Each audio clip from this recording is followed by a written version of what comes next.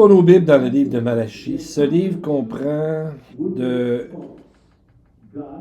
grandes choses et profondes et qui nous touchent beaucoup. Et à la fin, c'est le dernier livre de la Bible en hébreu. Nous voyons deux parties qui sont blessées, Dieu et Israël. C'est comme si les deux sortent d'un long voyage difficile ensemble et qui sont marqués par différents mots dans ce monde qui sont en train de se passer. À partir de la naissance de Jacob jusqu'au jour de Malachie, il y a environ 1800 ans et un autre 2400 ans passés depuis. Et on dirait que Dieu et Israël s'approchent d'un moment de tension encore plus grande, de difficulté. Et même jusqu'à un moment où on verra qu'il y aura sur la terre une période qu'on appelle la période de tribulation. Donc, pour terminer la première partie de l'histoire, les Écritures hébraïques de l'Ancien Testament, Dieu dit à Israël, « Je vous ai aimé ».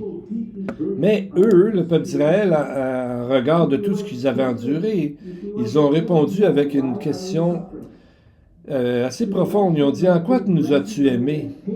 Comme on a vu dans notre étude précédente, cette réponse d'Israël se reflète à travers les âges. Parce que les gens se demandaient, ils se disaient, si nous sommes choisis, pourquoi tant de souffrance? Est-ce que l'élection ne devrait pas apporter la bénédiction et non la douleur, la protection et non la persécution? Et on voit que plusieurs ont appliqué cette persécution, ces difficultés à leur vie personnelle et de la vie de l'Église visible. Le rabbin Kimhi, on l'appelle aussi le Radak, qui était là jusqu'en 1235 avant Jésus-Christ, donc au 13e siècle, il disait que la question « Comment nous as-tu aimés » ne nie pas l'amour de Dieu. Plutôt, ça veut dire « En quoi pouvons-nous voir ton amour pour nous ?»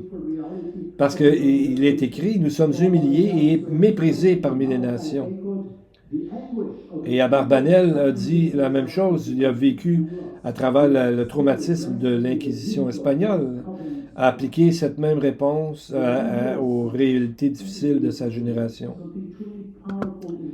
Mais on voit quelque chose de vraiment puissant dans les mots d'ouverture du livre de Malachie, c'est que Dieu lui-même souffre. Mais comment un Dieu omniscient, omnipotent, qui peut tout, qui sait tout, qui est complètement indépendant, peut-il souffrir? C'est le résultat de son amour. Son amour fait qu'il va même jusqu'à permettre à lui-même, comme Dieu, de souffrir avec son peuple. Donc, c'est grand l'amour de Dieu. En reconnaissant ce point, va nous aider à comprendre ce qu'il fait dans le prochain livre des Écritures, après Malachie, qui est le livre de Matthieu. Là, on voit un amour tellement intense, immense et infini qu'il vient dans la peau, dans le corps d'une personne pour mourir pour nous. Donc, dans les mots « Je vous ai aimé », on voit que c'est vraiment que Dieu n'a jamais cessé, ne cessera jamais d'aimer Israël. Après, on arrive dans la même conclusion lorsqu'on lit le livre d'Ésaïe. Après 62 chapitres qui rappellent une longue histoire de difficultés et de douleurs, le prophète se tourne à Israël et déclare « Dans toutes leurs afflictions, il, en parlant de Dieu, fut affligé. » Ésaïe 63, 9. Dieu n'est pas l'auteur du mal. Il restreint le mal et ultimement va le juger, mais pendant ce temps-là, il souffre lui-même avec son peuple. Le Dieu de la Bible n'est pas distant ou détaché. Il est proche, compassionné et vraiment impliqué dans la vie de son peuple, de chacun de ses enfants. Maintenant, retournons à la réponse de Dieu à la question d'Israël qui disait « En quoi nous as-tu aimés » La réponse de Dieu est « Ésaïe n'était-il pas frère de Jacob, dit l'Éternel, et Pourtant, j'ai aimé Jacob, et j'ai haï Ésaü. Au premier regard, sa réponse vraiment surprenante, même dérangeante, ça apparaît même injuste. Pourtant, à travers cette phrase se trouve une profonde et puissante vérité. Premièrement, pourquoi Dieu répondrait-il de cette façon? Et comment cela révélera-t-il la profondeur de son amour pour Israël? Pour commencer, ce que le Seigneur dit ici, il ramène Israël à sa propre origine, le moment de sa naissance, en Jacob.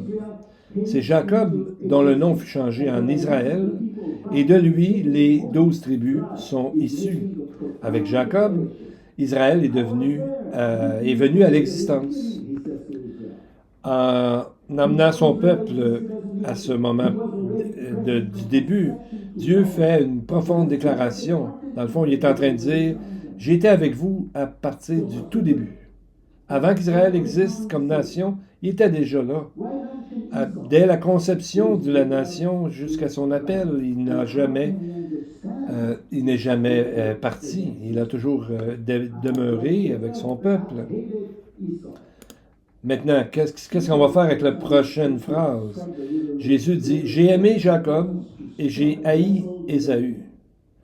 Très peu de mots dans les Écritures nous frappent avec autant de force et nous obligent à se demander, à s'arrêter et à combattre un peu ce sens.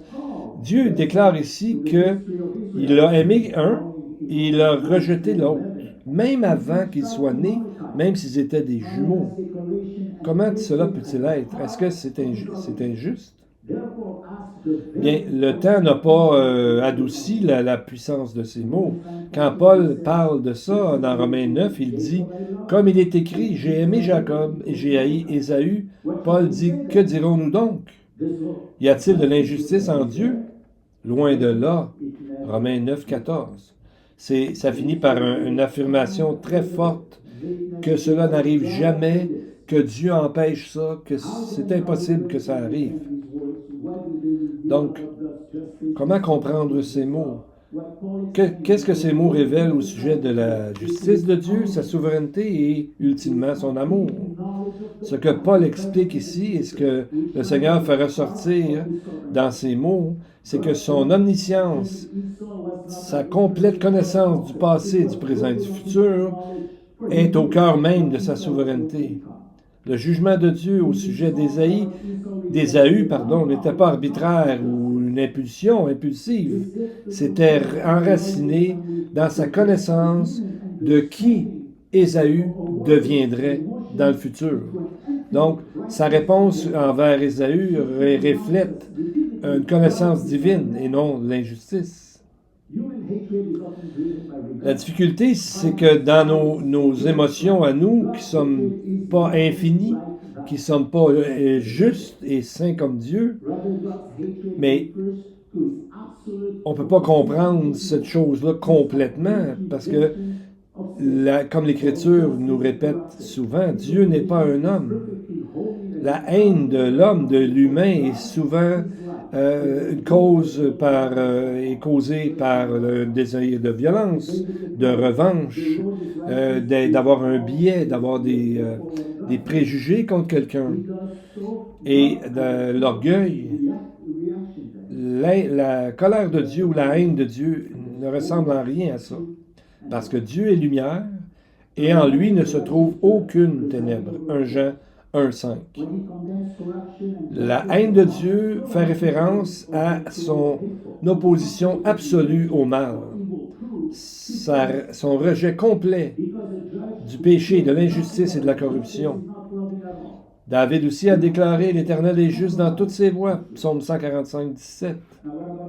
Donc, quand Dieu est haï, il ne fait pas comme un humain qui n'est pas content de quelque chose, qui ne peut pas comprendre ou faire ou diriger. Imaginez un juge qui est juste, qui qui est, qui est en cours, quand il condamne la corruption, l'injustice ou la violence, personne n'accuse le juge d'être cruel ou d'haïr l'accusé. Au contraire, son rejet du mal montre c'est la justice. C'est ce qui est supposé être, en tout cas, même si on voit parfois le contraire. Parce que un juge qui ne ressentirait rien, comme dans l'injustice, n'est pas n'est pas en train d'aimer. Il est complètement en train de faire ce que le mal voudrait qu'il fasse. Et pourquoi pointer Ésaü en particulier? C'est qu'avant même qu'il soit né, Dieu connaissait cet homme. Et il a haï, il a condamné la manière de ce qu'il deviendrait plus tard. Et l'histoire est témoin de ce qu'il a fait plus tard. L'histoire d'Ésaü se trouve en résumé en quelques mots, 2000 ans après sa naissance, dans le livre des Hébreux. Hébreux chapitre 12, 16. Qu'il n'y ait quelques fornicateurs ou profanes comme Ésaü qui, pour un seul mets, vendit son droit de premier-né. Car vous savez que, plus tard, désirant hériter la bénédiction, il fut rejeté, car il ne trouva pas lieu à la repentance, quoiqu'il l'eût recherché avec larmes. Donc Dieu savait tout ça d'avance. Et l'auteur du livre aux Hébreux, il est en train de dire à tous ceux qui nient le Seigneur et qui s'en vont de l'Église de Dieu, et il se sert d'Ésaü comme une illustration de choses à ne pas faire.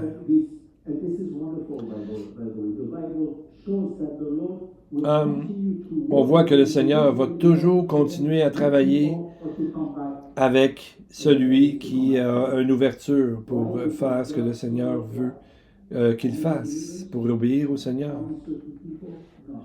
Est-ce que quand vous savez le texte qu'on connaît bien, Jean 3,16, Dieu a tant aimé le monde qu'il a donné son Fils unique. Il a aimé tout le monde, même ceux qui savent qu'ils vont le rejeter à la fin. Il n'a pas choisi, il n'a pas aimé seulement les chrétiens, seulement les croyants. Non, il aime tout le monde. Et le monde est le mot système en grec, qui veut dire la planète, tout ce que le monde croit qui n'est pas Dieu. Dieu les a quand même aimés. Il a donné son Fils pour que tout le monde puisse être sauvé par lui. Mais c'est leur choix. Un autre exemple très puissant de ça, de son amour et de sa patience, c'est Judas Iscariote, qui a trahi Jésus. Il a été avec Jésus pendant 3 ans. Et lorsque les disciples cherchaient qui le trahirait, personne n'a pensé à Judas, parce que Jésus l'a aimé également aux autres. Donc, il ne se doutait pas que c'était lui. Personne ne s'en doutait, mais Dieu le savait très bien. Comme par exemple, un autre exemple, c'est celui de Pharaon, que Dieu savait dès le début que Pharaon endurcirait son cœur. Donc Dieu, après 10 fois qu'il a endurci son cœur, on lit que Dieu, à son tour, a endurci son cœur. C'est Pharaon lui-même qui a commencé à endurcir son cœur, mais souvent dans la Bible, on voit qu'il y a un point de non-retour. Il y a un moment donné où on va trop loin, et Pharaon, c'est ce qui est arrivé. Donc, et quand Dieu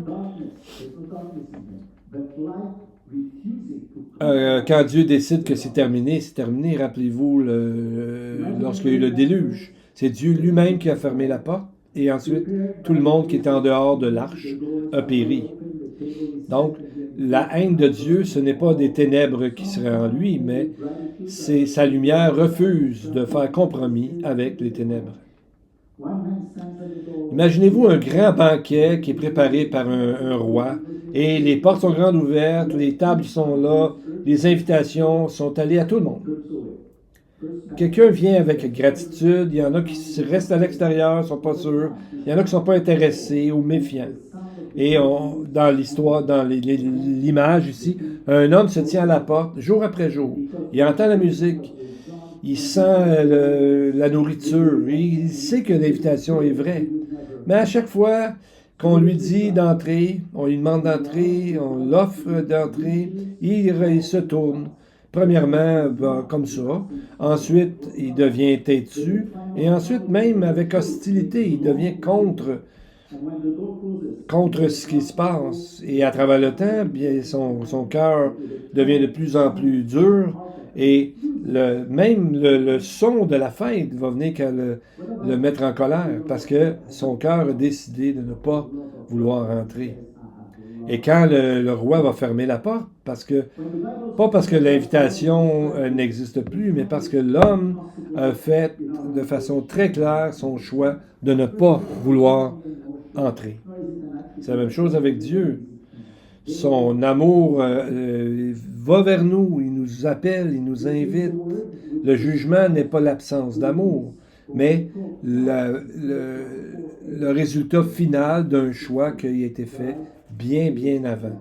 Et quand la porte se ferme, ce n'est pas que le ciel nous a rejetés, mais c'est dans le fond sur un cœur qui a refusé tant et si longtemps de rentrer dans la présence de Dieu. Et au sujet de l'amour de Dieu, il dit « J'ai aimé Jacob ». Et quand la Bible parle de l'amour de Dieu, ça décrit dans les termes les plus grands de notre langage et dans notre façon de comprendre. Parce que Dieu n'est pas une émotion ou un attribut particulier de Dieu, c'est dans sa propre nature. Comme on voit dans 1 Jean 4, 8 et 16, où Jean dit que Dieu est amour. Lisons Psaume 103, 11. Car comme les cieux sont élevés au-dessus de la terre, sa bonté est grande envers ceux qui le craignent. Autant l'Orient est loin de l'Occident, autant il a éloigné de nous nos transgressions. Donc, nous aimons de façon imparfaite. Dieu aime de façon parfaite. Nous, on a tendance à aimer ceux qui nous aiment. Dieu aime même ceux qui sont contre lui. L'Esprit de Dieu, dans le psaume qu'on a lu, parle en images qui sont là pour nous montrer la grandeur. Premièrement, il est dit « Comme les cieux sont élevés au-dessus de la terre ».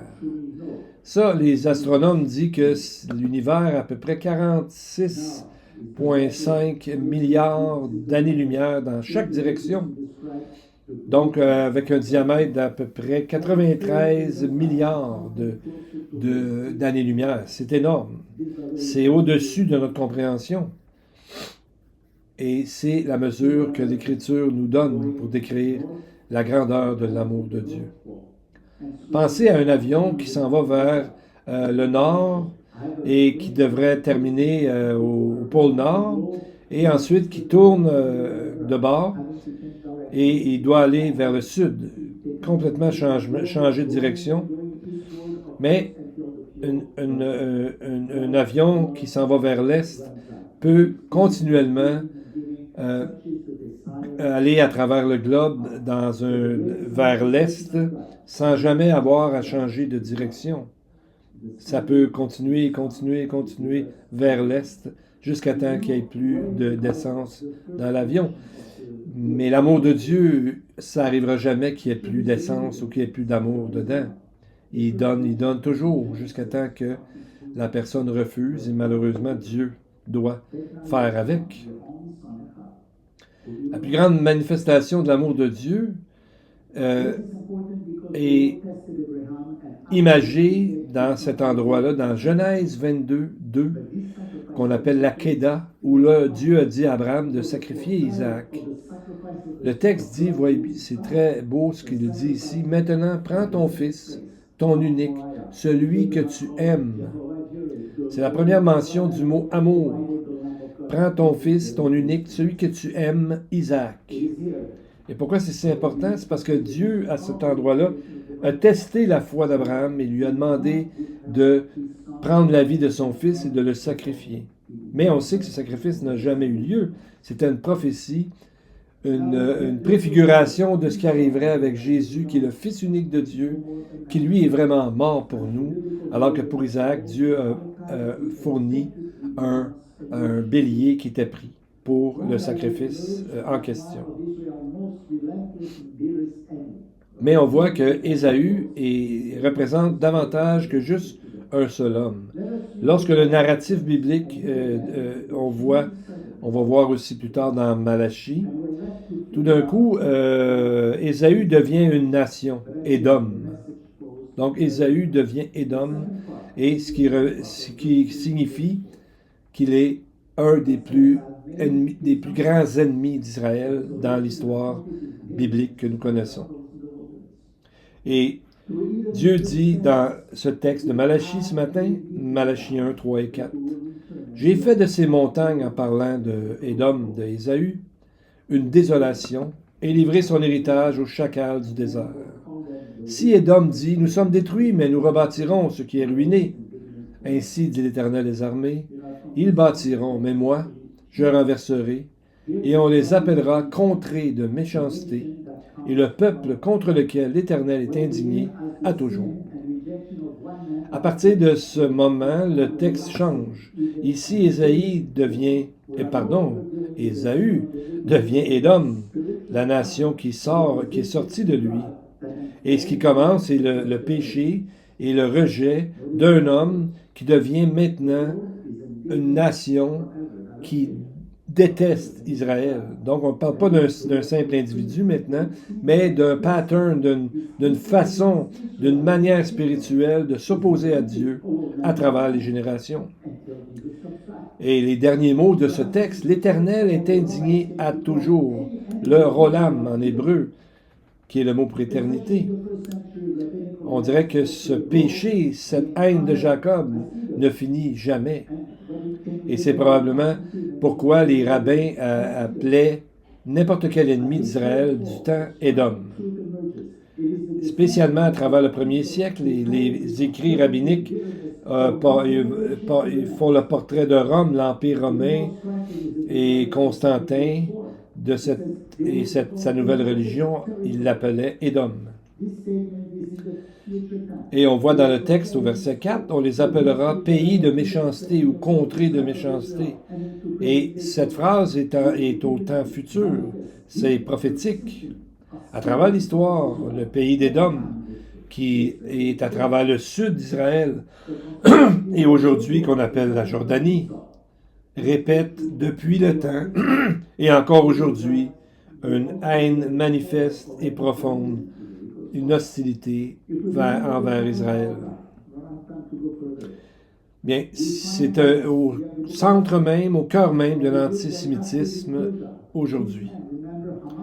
Si on commence avec ce temps dans Malachie, nous allons voir un peu plus loin dans le livre d'Esther. C'est ça, nous trouvons que dans le livre d'Esther, alors que les Juifs étaient captifs dans la Perse, Haman a essayé de détruire la lignée, la descendance du Messie, en voulant tuer tous les Juifs. Et qui était Haman? Haman n'était pas un Perse, mais un Agagite, qui sont les descendants des Amalécites, qui à leur tour sont les descendants des Édomites, qui sont les descendants d'Ésaü. Tout de suite après Malachie, alors il y a eu Hérode le Grand, le roi des Juifs, qui a essayé de tuer tous les enfants en bas de 2 ans à Bethléem et aux alentours pour essayer de détruire le Messie. Cet homme, Hérode le Grand, n'était pas un juif, mais iduméen, qui s'était converti à la religion judaïque. Iduméen, c'est la forme grecque de Édom. Donc, c'était un Édomite. On voit comment la prophétie de Malachie, tout ça va ensemble. Et aujourd'hui, les Édomites peuvent avoir disparu en tant que peuple, mais l'esprit de Édom est demeuré, et les prophéties de la fin des temps démontrent ce summum de la haine dans la fin des temps. Et on voit dans Ézéchiel, qu'est-ce que Dieu dit au sujet de ces gens. Parce que tu as dit, ces deux nations et ces deux pays seront à moi et nous les posséderons, malgré que le Seigneur y était déjà. Les deux nations étant Israël et Juda, ils veulent le pays d'Israël. Ils disent que c'est leur pays. Et on voit dans Ézéchiel 36:2, ainsi dit le Seigneur l'Éternel, parce que l'Éternel a dit contre vous, ah ah, les auteurs éternels sont devenus notre possession. Auteur éternel en hébreu, c'est Amot Olam, c'est Jérusalem et les montagnes alentours, qui est en plein centre de l'identité d'Israël, de son adoration, de où est le temple et où est-ce que le royaume est présent. Donc l'ennemi dit que ce sont à lui maintenant ces montagnes éternelles. Donc il veut complètement enlever le pays d'Israël. C'est ce qu'ils veulent faire aujourd'hui. Il dit Jérusalem, c'est à moi. Tous les sites historiques et saints, ils disent que c'est à eux autres. Dieu les entend. On voit dans Ézéchiel 35:5 ce que Dieu dit. Parce que tu as eu une inimitié ou une haine perpétuelle et que tu as livré les fils d'Israël à la puissance de l'épée, au temps de leur calamité, au temps de l'iniquité de la faim. Donc ce sont des bases pour Dieu de montrer qu'ils ont une haine éternelle. Il est cité ce mot 2 fois en Ézéchiel. Une fois pour les ennemis d'Israël à l'est, à l'ouest, les Philistins, et une fois pour ceux au sud, les Édomites. Tout comme c'est la même chose aujourd'hui. Et on voit qu'ils sont persistants. Malachie 1:4 dit, même si Édom dit, nous sommes détruits, mais nous rebâtirons ce qui est ruiné. Ce n'est pas le nombre de fois qu'il est dit qu'il va être détruit, l'important, mais parce qu'ils n'admettront jamais leur défaite, ils vont toujours continuer à s'élever et s'élever jusqu'au retour de Jésus, parce que les prophéties montrent que ces gens-là ont une haine perpétuelle. Mais derrière toute cette haine, il y a l'amour de Dieu pour Israël. C'est ce qu'il y a derrière les mots. Oui, j'ai aimé Jacob, mais j'ai haï Ésaü. Et ce qu'il dit à Israël alors et aujourd'hui encore, c'est qu'il est présent, tellement présent qu'il est avec eux dans leurs afflictions et lui-même en souffre. C'est le message de Malachie pour Israël aujourd'hui. Concluons avec l'amour de Dieu, parce que Dieu est amour. Et pourquoi laisse-t-il ses disciples de ce temps-là et aujourd'hui vivre à travers des tumultes, des difficultés? Jésus a dit, si vous gardez mes commandements, vous demeurerez dans mon amour, même malgré les difficultés, en gardant, se tenant proche de Dieu, c'est là que nous demeurerons dans son amour. Il dit dans 1 Jean 2:5 aussi, quiconque garde sa parole, en lui l'amour de Dieu est véritablement complet. Par cela, nous savons que nous sommes en lui. Donc, l'amour est véritablement complet. C'est un mot très fort ici. Ce mot désigne quelque chose qui est complet, sans erreur ou sans tâche, parfait ou rempli. C'est comme une magnifique tapisserie ou une sculpture. Donc l'idée, c'est de lire la parole, de méditer la parole. Ce qui va changer notre vie, c'est à travers la parole que Dieu fera de grandes choses dans notre vie. Donc on voit, c'est un peu comme si on pense à la parole de Dieu comme quelque chose, un linge nettoyant.